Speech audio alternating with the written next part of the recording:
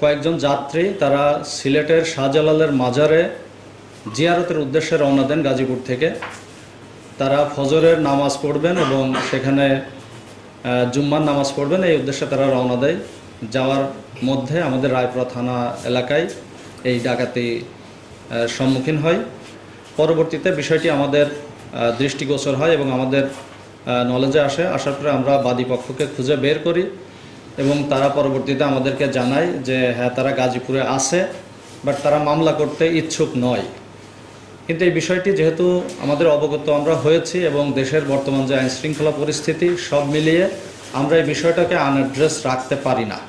তো আমরা পরবর্তীতে গাজীপুরে আমরা যাই, রায়পুরা থানার একটি টিম গাজীপুরে যাই। গাজীপুরে গিয়ে তাদেরকে নিয়ে আসে, তারা আমাদের সাথে আসে এবং তারা পিও ভিজিট করানোর কাজে সহযোগিতা করে এবং আমরা নিশ্চিত হই যে এটি আমাদের রায়পুরা থানাধীন ঘটনাটি সংঘটিত হয়েছে। পরবর্তীতে আমাদের রায়পুরা থানাতে গত 22 তারিখে মামলা হয় 395/397 দণ্ডবিধিতে এবং আল্লাহর রহমত এবং আমাদের আভিযানিক যে টিম, সেই টিমের যে অক্লান্ত পরিশ্রম, সেই পরিশ্রমের ফলে আমরা যে 3 জনকে অফিসারকে ট্যাগ করে দিয়েছি, শুধু তাই নয়, এখানে রায়পুরা থানা এবং ডিবির সমস্ত টিম একযোগে কাজ করে আল্লাহর রহমতে আমরা 24 ঘন্টার মধ্যে এই মামলার রহস্য উদ্ঘাটন করতে সমর্থ হয়েছি, আলহামদুলিল্লাহ।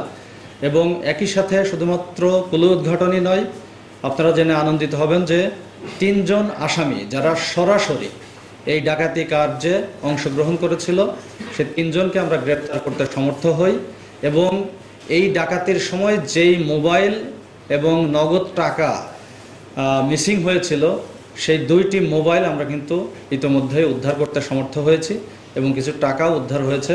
এবং এই ডাকাতি কার্য সংগঠনের জন্য যেই সমস্ত অস্ত্রপাতি ব্যবহার হয়েছিল, দেশীয় অস্ত্র, সেগুলো আমরা বেশ কিছু অস্ত্র আমরা উদ্ধার করতে সমর্থ হয়েছি। যে এই 3 জনের মধ্যে আমরা প্রথমত একজনকে যে পাই, তার দেয়া তথ্যের ভিত্তিতেই কিন্তু আমরা পরবর্তীতে আরও 2 জনকে গ্রেপ্তার করতে সমর্থ হয়েছি এবং প্রথম একজন যাকে আমরা গ্রেপ্তার করেছি তিনি ইতোমধ্যেই কোর্টে 164 ধারায় বিজ্ঞ ম্যাজিস্ট্রেটের নিকট দোষ স্বীকার করে জবানবন্দি প্রদান করেছেন এবং তাকে জেল হাজতে প্রেরণ করা হয়েছে। সেটি হচ্ছে যে 999-এ ফোন দিয়ে আমাদের থানাকে জানায় যে ঠিক চেকপোস্ট যেখানে, তার থেকে দূরবর্তী একটি জায়গা দেখিয়ে বলে যে সেখানে একটি অ্যাক্সিডেন্ট হয়েছে, গাড়ি অ্যাক্সিডেন্ট হয়েছে। তখন আমাদের ওই টিম ওখান থেকে চলে যায় সেই অ্যাক্সিডেন্টের জায়গায়।